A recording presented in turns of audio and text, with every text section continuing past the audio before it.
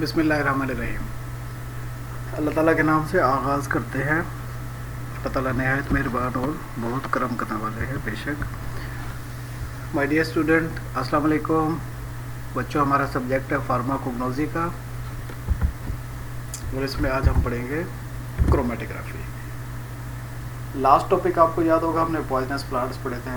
Poisonous plants में हमने फिर बहुत कुछ पढ़ा था, हैबिटेट पढ़ा था, केमिकल कॉन्स्टिट्यूएंट्स पढ़े थे, ग़िज़ाई एतबार से किस चीज़ की अहमियत ज़्यादा है, किसकी नहीं है, किसकी मेडिसिनल पॉइंट ऑफ व्यू से अहमियत ज़्यादा है। और लेकिन हमने इनका मेन फोकस उनकी टॉक्सिसिटी के ऊपर रखा था। टॉक्सिसिटी में उनका जहरीलापन, कि जिस्म में किस कदर वो टॉक्सिक हो सकते हैं। वो हार्ट के सिस्टम पे भी अटैक कर सकते हैं, किडनी पे अटैक कर सकते हैं, आँखों के सिस्टम पे, ब्लड भी जहाँ हम पढ़े थे वहाँ पे, या फिर हमने CNS में ब्लड ब्रेन बैरियर की एक टर्म देखी थी कि वो इतने ताकतवर होते हैं कि ब्लड ब्रेन बैरियर की जो चेक पोस्ट है उसको क्रॉस करके दिमाग पे चले गए और उन्होंने वहाँ पर भी नुकसान दिखा दिया। इंसान होश वाली कैफियत से पागलपन वाली कैफियत में भी दाखिल हो सकता है। क्यों? उसके दिमाग पर इस कदर वो केमिकल का जहरीला असर हुआ कि उसकी जो नॉर्मल एक्टिविटीज़ थी वो डिस्टर्ब होकर एबनॉर्मल एक्टिविटीज़ में चली गई। वो एक इंटरेस्टिंग मालूमाती चीज़ थी, वो सारी ज़िंदगी के लिए आप लोगों के लिए काम आएगी। जो बच्चे उसको इंटरेस्टेड पढ़ेंगे इन फ्यूचर वो इस चीज़ से फ़ायदा उठाएंगे। क्यों?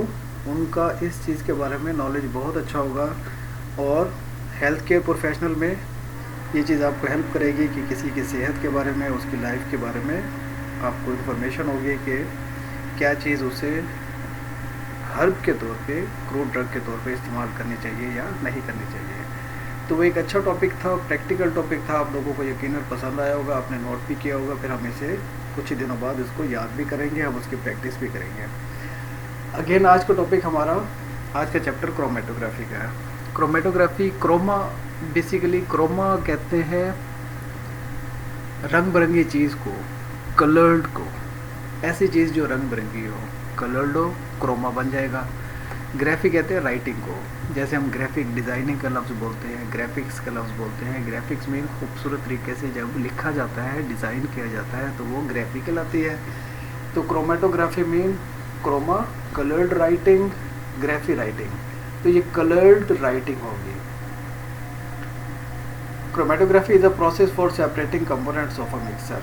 अच्छा, ये एक जनरल कॉन्सेप्ट है। आपके पास एक ऐसा मिक्सचर है, मिक्सचर मीन 1 2 3 4 5 चीज़ें, बहुत सारे केमिकल जब आपस में मिक्स हो जाते हैं तो हम उसे मिक्सचर का नाम देते हैं। अब आपको ये मालूम है या नहीं है कि ये मिक्सचर, इसकी कंपोजिशन क्या है, ये किस चीज़ से मिलकर बना हुआ है। भले आपके इल्म में हो, भले उसका तनासुब आपके इल्म में हो, या भले आपके इल्म में नहीं है, ठीक है।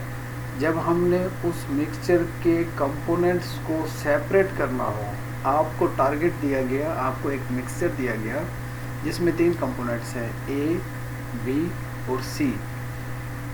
आपसे कहा गया कि आप मालूम ये करें कि आपको ये मिक्सचर दिया गया है, ये क्या है, ये किस चीज़ से मिलकर बना हुआ है, इसमें क्या क्या चीज़ शामिल है। तो सिंपली आप क्रोमेटोग्राफी के प्रोसेसेस को यूज़ करेंगे। आप क्रोमेटोग्राफी करेंगे, आपके तीनों कंपोनेंट्स सेपरेट हो जाएंगे। A अलग हो जाएगा, B अलग हो जाएगा, C अलग हो जाएगा। अब A को हम कैसे पहचानेंगे, B को कैसे पहचानेंगे, C को कैसे पहचानेंगे। तो हर कंपोनेंट की अपनी एक करेक्टरिस्टिक मीन स्पेसिफिकेशन, उसकी खसूसियत होगी। आप खसूसियत के एतबार से देखेंगे कि A क्या चीज़ है, B क्या चीज़ है और C क्या चीज़ है।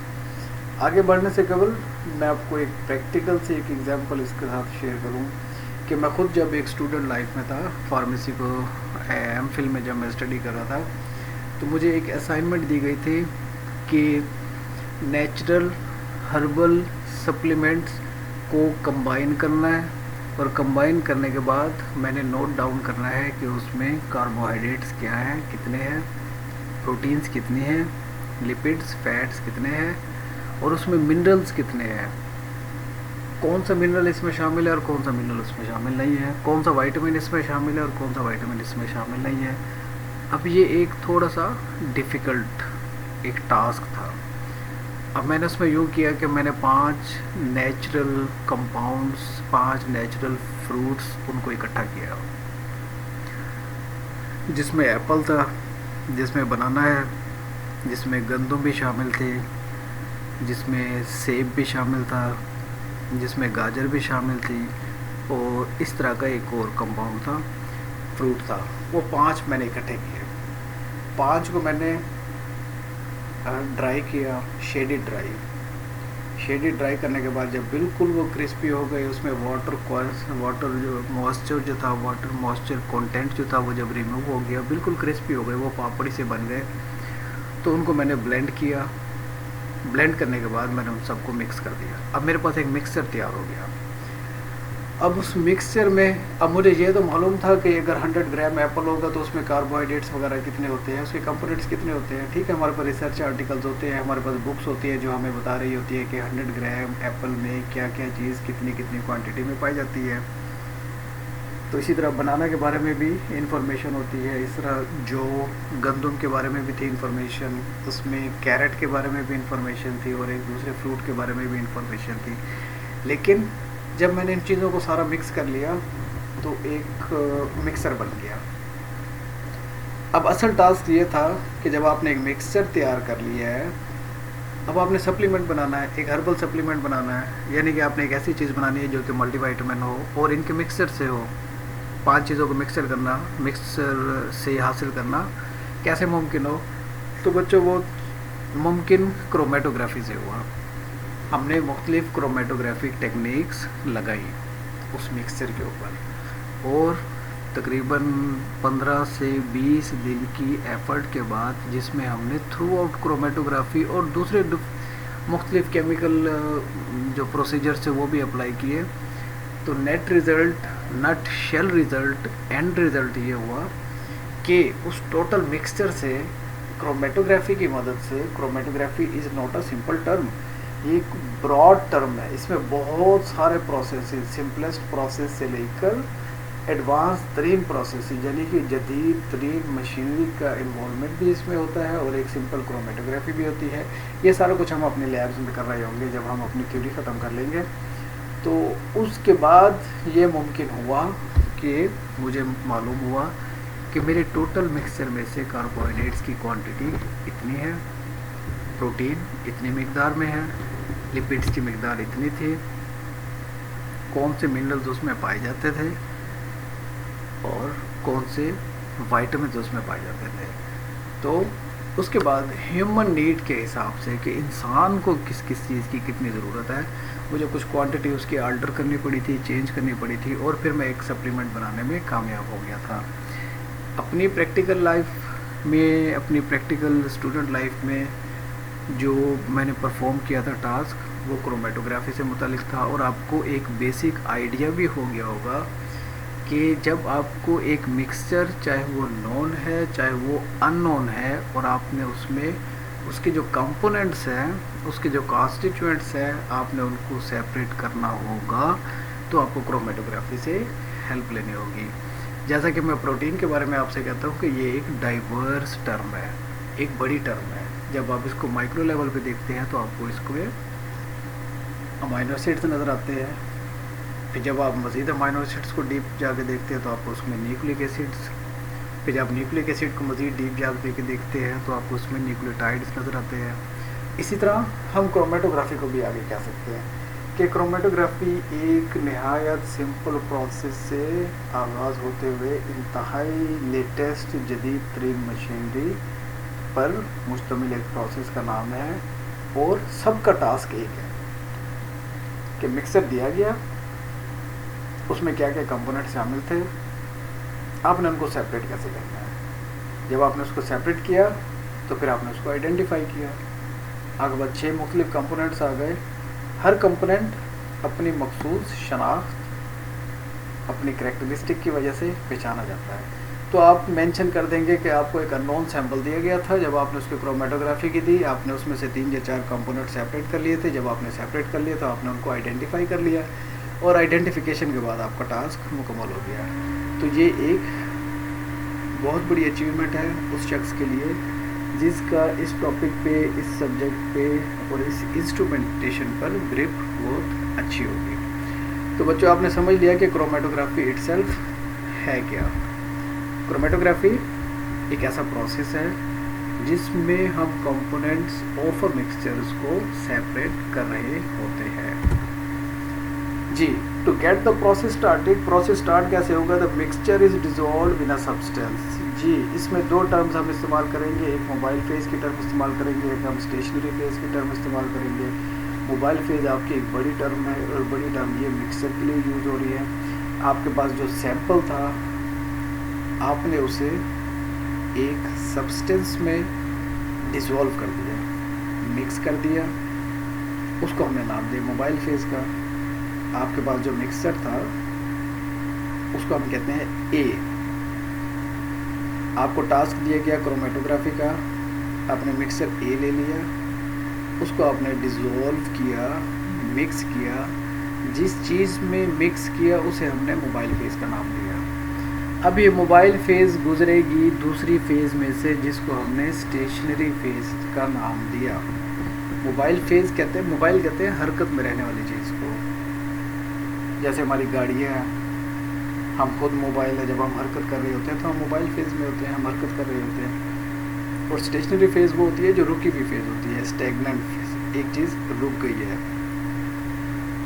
मिक्सचर को हमने मिक्स किया मोबाइल फेज में। जब हमने मोबाइल फेज में मिक्स कर लिया उसको, अननोन सैंपल को, अब मोबाइल फेज को हम गुजारेंगे स्टेशनरी फेज से। स्टेशनरी फेज वो फेज है जो रुकी हुई है, मोबाइल फेज इसके ऊपर से पास कर रहा है। आगे हम डिटेल से देखेंगे कि जब हम इसको पास करते हैं तो स्टेशनरी फेज क्या काम करती है, मोबाइल फेज क्या काम कर रहा होता है, और जब हम मोबाइल फेज को स्टेशनरी फेज से गुजार रहे होते हैं तो हमें उसके रिजल्ट्स क्या मिल रहे होते हैं, हमें इसका क्या फ़ायदा हो रहा होता है। The different components of a mixture travel through the stationary phase. जब हमने मिक्सिंग कर ली थी सैंपल की मोबाइल फेज में, हमने उसको ट्रेवल थ्रू किया, गुजारा, किस पर से? स्टेशनरी फेज से। नोट कीजिएगा डिफरेंट स्पीड्स मेंशन है, मुख्तलिफ स्पीड के साथ। अब जब वो स्टेशनरी फेज से गुजरेगा मिक्सचर, वो अननोन सैंपल जो कि मोबाइल फेज में मिक्स हुआ है और स्टेशनरी फेज से गुजर रहा है, तो स्टेशनरी फेज का रोल क्या है? उस मिक्सचर को ब्रेक कर देना, तोड़ देना। क्यों? इनकी केमिकल नेचर मुख्तलिफ होती है, ठीक है। बहुत सारे फैक्टर्स होते हैं, फिजिकल फैक्टर्स भी होते हैं, केमिकल फैक्टर्स भी होते हैं, और जो कंपोनेंट्स हम यूज़ कर रहे हैं उनकी अपनी डिफरेंट केमिकल नेचर होती है। जब वो स्टेशनरी फेज से गुजरते हैं तो वो टूट फूट जाते हैं। अब जब वो स्टेशनरी फेज क्रॉस करते हैं तो कुछ कंपोनेंट उस मिक्सचर का थोड़ा सा आगे जाकर रुक जाएगा स्टेशनरी फेज से, कुछ जो है वो उससे आगे जाकर रुक जाएगा, कुछ उससे मज़ीद आके रुक जाएगा। यानी कि थोड़े थोड़े डिस्टेंस से कंपोनेंट सेपरेट होना शुरू हो गए, टूट फूट गए, कुछ पहले रुक गए, कुछ बाद में रुक गए, कुछ उससे आगे जाकर रुक गए। तो हमारे पास मिक्सचर के कंपोनेंट्स आ गए, भले वो 3 की तादाद में है, 2 की तादाद में है या 10 की तादाद में है। The nature of different mobile phase and stationary phases determine which substance travel more quickly और स्लोली।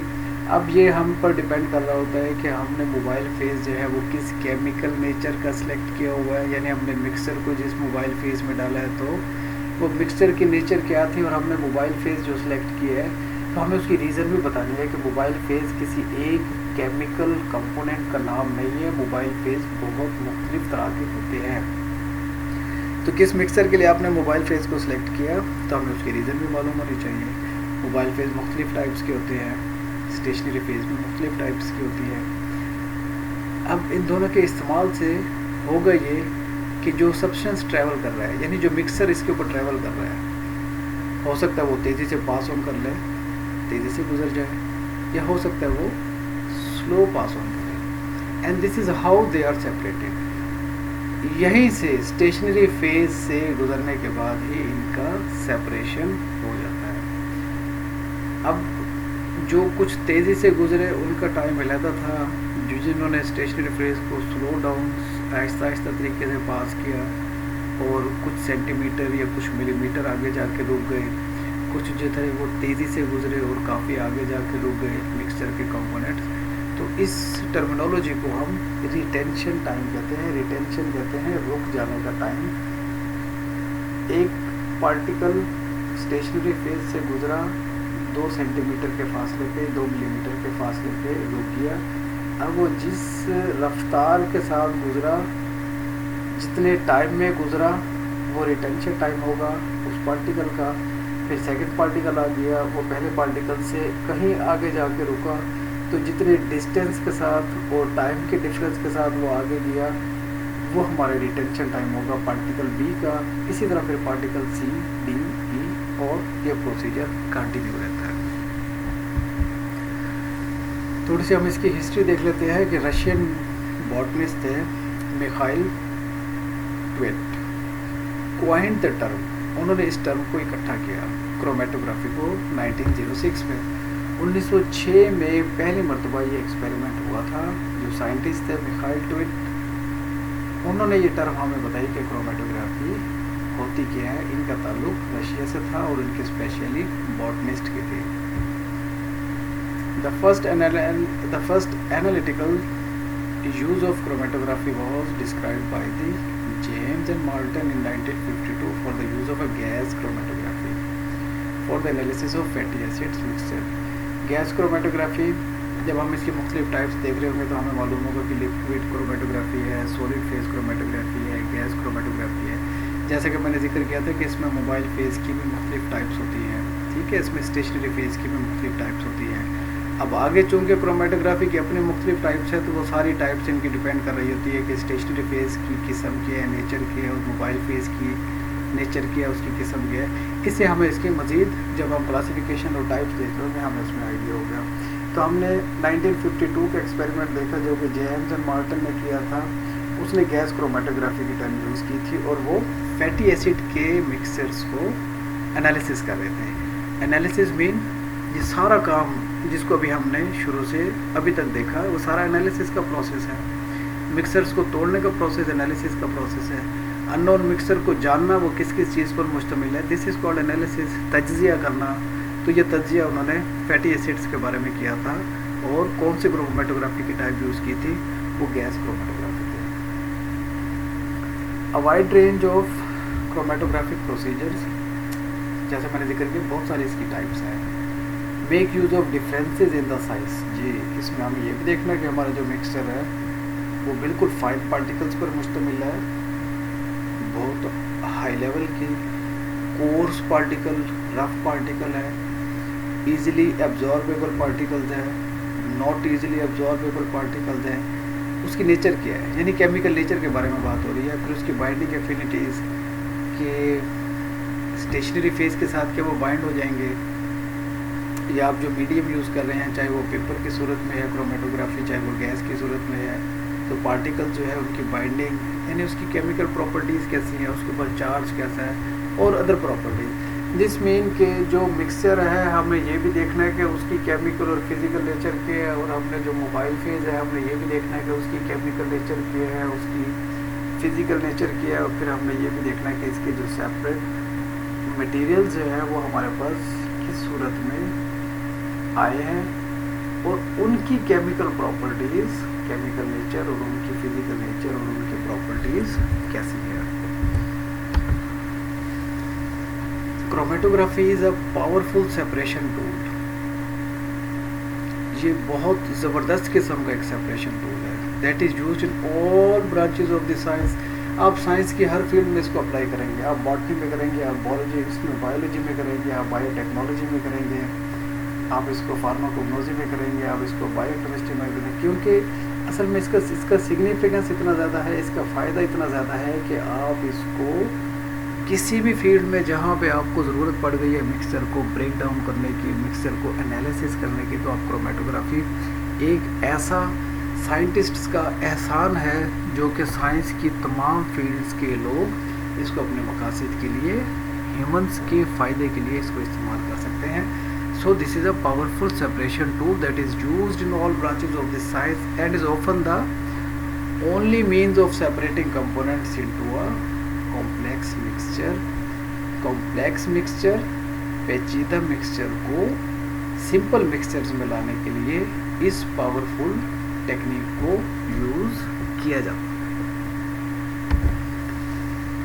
अब हम डेफिनेशन देख लेते हैं कि स्टेशनरी फेज़ और मोबाइल फेज़, ये इनकी डेफिनेशन मैंने इसलिए सेपरेट की थी कि इंतहाई अहम है आपके वाइवे के लिए भी, आपके एमसीक्यूज़ के लिए भी, आपके शॉर्ट क्वेश्चन आंसर्स के लिए भी और आपके सिंपल क्वेश्चन आंसर्स के लिए भी।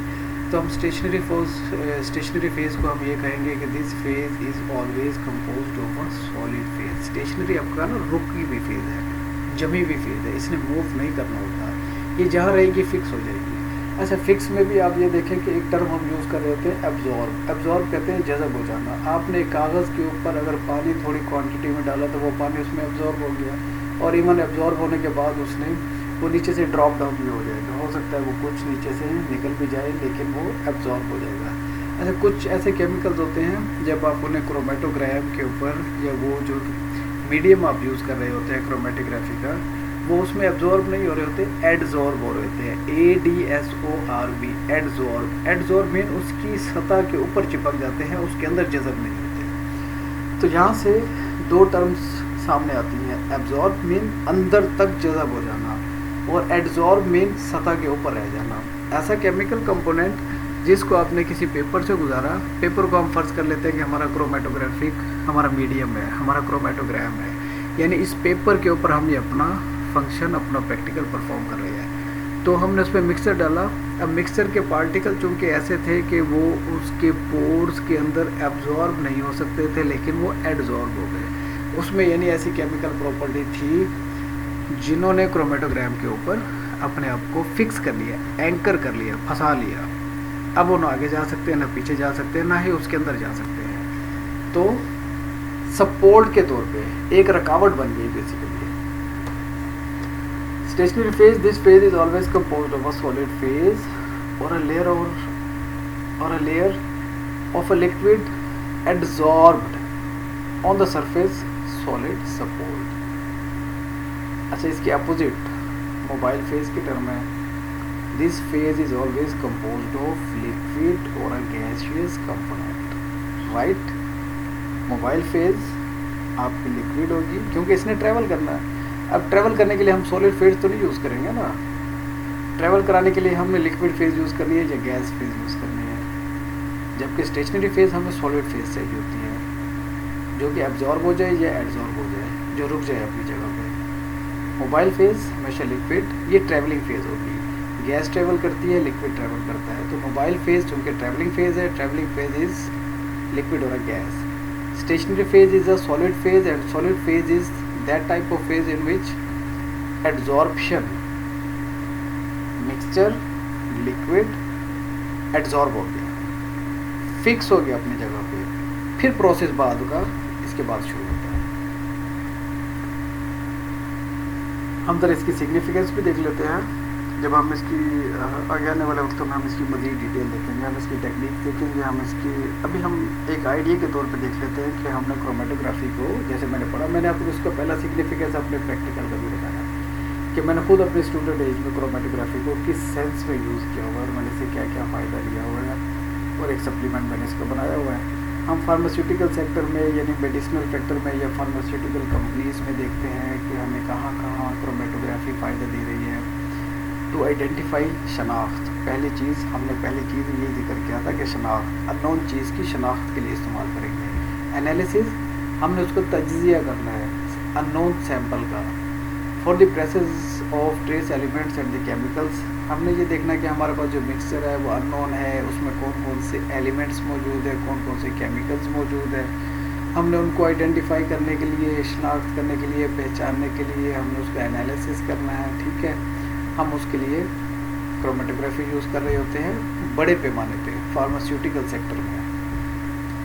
Separation of the compound, separation का लफ्ज़ फिक्स है क्रोमेटोग्राफी के लिए। जहाँ जहाँ कहीं क्रोमेटोग्राफी का लफ्ज़ आएगा वहाँ पे सेपरेशन आएगा, क्योंकि क्रोमेटोग्राफी इटसेल्फ एक सेपरेशन टेक्निक है। तो separation of the compound based on their molecular weight. जी, मिक्सचर का मॉलिक्यूलर वेट, कितना वज़न वो रखता है, उसे हमें पता लगेगा। एक मिक्सर है जिसका वज़न बहुत ज़्यादा है तो वो बहुत कम ट्रैवल करेगा, और एक मिक्सर है जिसका वज़न कम है तो वो ज़्यादा ट्रैवल करेगा। This is the difference. वो उनकी केमिकल नेचर पर डिपेंड कर रहा होता है। Detect the unknown compounds and purity of the mixture, mixture कितना खालिस है और उस कंपाउंड में जो उसके कंपोनेंट्स है उनकी शनाख्त किया है। हमें अननोन सैंपल दिया गया तो हमने मालूम करना है कि क्रोमेटोग्राफी के बाद हमने उन्हें नोन करना है, हमने मालूम करना है कि वो था क्या। और ड्रग डेफिनेटली ये सब्जेक्ट है ड्रग डेवलपमेंट का, तो ये ड्रग्स की स्टडी में हम इसे इस्तेमाल करते हैं। केमिकल इंडस्ट्री में हम इसको कैसे यूज़ कर रहे हैं, in testing water sample and also check the air quality. Gas chromatography, GC stand for the gas chromatography, HPLC is the high performance liquid chromatography. ये एडवांस्ड फॉर्म्स हैं क्रोमेटोग्राफी। एक क्रोमेटोग्राफी बच्चों हम वो करेंगे जो हम अपनी लैब्स में करेंगे, वो सिंपल क्रोमेटोग्राफी होगी जिसमें हम प्रैक्टिकल्स कर रहे होंगे। लेकिन जब आप लोग इंडस्ट्रीज़ में होंगे, बड़े पैमाने पे, बड़े साइंस लेवल पे, बड़े compounds, mixtures, unknown sample, separation, analysis, ये सारे परफॉर्मेंसेस कर रहे होंगे, तो उसमें आप HPLC को भी यूज़ कर रहे हैं, उसमें आप GC को भी यूज़ कर रहे होंगे। बहुत ज़्यादा इस्तेमाल होता है कंटेमिनेंट्स, पेस्टिसाइड्स एंड ऑयल्स। अब मिसाल के तौर पे एक ऐसा ऑयल है या ऐसी पेस्टिसाइड्स है यानी कीड़े मार वाली जो दवाइयाँ हैं, उसमें किसी किस्म की मिलावट तो नहीं हो गई, कोई अननोन चीज़ तो उसमें शामिल नहीं हो गई। वो कैसे मालूम होगा, हम क्रोमेटोग्राफी से मालूम करेंगे। In various life sciences application, ज़िंदगी के मुख्तलिफ जो रुख बनते हैं क्वालिटी ऑफ लाइफ के हिसाब से क्रोमेटोग्राफी का इस्तेमाल वहाँ पर लाजमी होता है। फूड इंडस्ट्री में हम देखेंगे इन फूड स्पॉइलेज, अगर फूड नाखालिस है हमें कैसे मालूम होगा नाखालिस है, हम क्रोमेटोग्राफी करेंगे। एक फूड जो हमने अपने हाथ से बनाई, हमें इसमें मालूम है कि हमने उसमें ऑयल इतना यूज़ किया, खालिस यूज़ किया, हमने उसमें और क्या क्या चीज़ें यूज़ की, खालिस यूज़ की। अगर आपको कोई कहे, कोई क्लेम करे कि नहीं आपने नाखालिस चीज़ बनाई है, आपने इसमें ऐसी चीज़ें डाल दी जो इंसान की सेहत के लिए नुकसानदेह है, तो हम कैसे टेस्ट करेंगे, हम क्रोमेटोग्राफी से टेस्ट करेंगे। हम पूरा मिक्सर एक सैंपल ले लेंगे आपसे बनाई हुई फूड का, हम उसकी क्रोमेटोग्राफी करेंगे। क्रोमेटोग्राफी में पार्टीशन हो जाएगी, सेपरेट्स कंपोनेंट सेपरेट्स हो जाएंगे। जब कंपोनेंट सेपरेट हो जाएंगे हम उनका केमिकल एनालिसिस करेंगे, हमें तब मालूम हो जाएगा कि आपने चीज़ खालिस इस्तेमाल की थी या इसमें नहीं की थी। इसी से related determining the nutritional quality of the food, हमें उसके खालिसपन का अंदाज़ा होगा, हमें मालूम होगा कि क्वालिटी ऑफ फूड इसमें अच्छी है या नहीं है। जो मसाला इस्तेमाल किया गया है क्या उसमें ईंटें पीस के मिक्स की गई है या जो खालिस मसाला जात है वो इस्तेमाल किए गए। क्रोमेटोग्राफी को सिंपल प्रोसेस आपने नहीं समझना, ठीक है, इसमें सारी की सारी साइंस इन्वॉल्व होती है। अगर एक चीज़ प्योर कंपोनेंट के साथ है, अगर उसको आप टेस्ट करना चाहें लैब में, उसके जो केमिकल टेस्ट करेंगे उसका रिजल्ट कुछ और होगा। अब एक चीज़ जो कि ना खालिस थी वो हमारी फूड में शामिल होगी, उस कंपोनेंट को हमने क्रोमेटोग्राफी से सेपरेट करे, जब हमने उसका केमिकल टेस्ट किया उसका रिजल्ट कुछ और निकला, तो क्लियरली अंडरस्टूड है कि फ्रॉड हुआ है, दो नंबरी हुई है, धोखा हुआ है। खालिस के नाम पे नाखालिस चीज़ जो है वो दी गई है, और नाखालिस चीज़ ह्यूमन लाइफ के लिए फैटल होती है, नुकसानदेह होती है, बीमारियाँ कॉज कर रही होती है। Forensic pathology and crime scenes testing like analysis blood and the hair samples of the crime place। इसी से इस टेक्निक को फोरेंसिक साइंस वालों ने यूज़ किया। फोरेंसिक साइंस एक ऐसी चीज़ है जो कि क्राइम, कहीं पे जुर्म हो रहा है, कहीं पे दो शख्स लड़ पड़े, उनका ब्लड जो था वो नीचे गिरा, और इसके अलावा बहुत सारे मामला हैं जो फोरेंसिक साइंस इसमें इन्वॉल्व होती है। पूरी की पूरी इनके पास लैब होती है, ये अपनी पूरी व्हीकल इनके साथ होती है, इनकी अपनी इंडस्ट्रीज़ होते हैं। कहीं पर कोई नाखुशगवार वाक़या अगर पेश आया तो ये लोग फोरेंसिक एक्सपर्ट्स जो हैं ये वहाँ पर जाते हैं, सैंपल्स कलेक्ट करते हैं, पूरी डिटेल के साथ फोटोग्राफी होती है, सैंपल्स कलेक्शन होती है, फिर इनका फोरेंसिक एनालिसिस होता है इनकी लैब्स में। वहाँ से ये पता लग रहा होता है कि बहुत कुछ इन्फॉर्मेशन कि ये झगड़ा अगर हुआ था तो किसने आगाज़ किया था, कितनी देर पहले किया था, इसमें इसका टाइम का भी अंदाज़ा हो जाता है, नुकसान की शिद्दत का भी अंदाज़ा हो जाता है, ये भी पता लग जाता है कि किसने ज़्यादा प्रॉब्लम क्रिएट किया था, किसने कम प्रॉब्लम क्रिएट किया था। तो फोरेंसिक साइंस भी बेसिकली क्रोमेटोग्राफी को ही यूज़ कर रही होती है क्यों कि इन्होंने जो सैंपल वहाँ से कलेक्ट किए होते हैं, जब ये उनके एनालिसिस कर रहे होते हैं तो उससे इनको आइडिया होता है कि मामला किसने बिगाड़ा और किसने कम बिगाड़ा, कौन कसूरवार है या कौन कसूरवार नहीं है। इसके अलावा भी इसकी मुतअद्दिद एप्लीकेशन है, जिसमें चंद एक जनरल एप्लीकेशन थी वो हमने स्टडी कर ली।